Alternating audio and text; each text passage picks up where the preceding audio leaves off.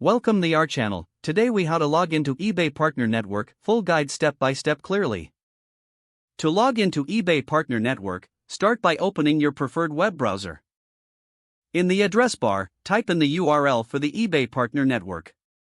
Hit the Enter key to navigate to the website. Once the page loads, look for the sign in option at the top right corner of the screen. Click on the sign in link to proceed. You will be redirected to the login page. Here, you need to enter your registered email address. After entering your email, click on the password field. Type in your password carefully. If you've forgotten your password, click on the Forgot Password link for recovery options. Once you've input your email and password, double-check for any typos. When you're ready, click the Sign In button. If your credentials are correct, you will be logged into your eBay Partner Network account.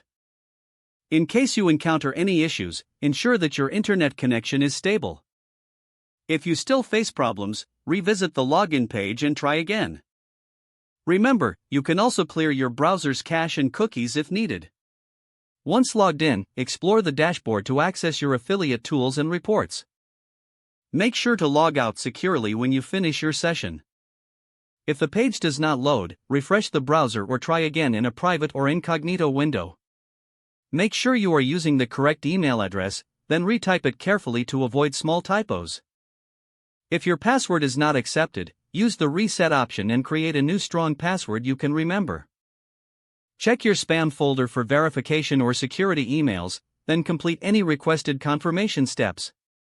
Enable two-factor authentication if available to improve account security and reduce unauthorized access risk.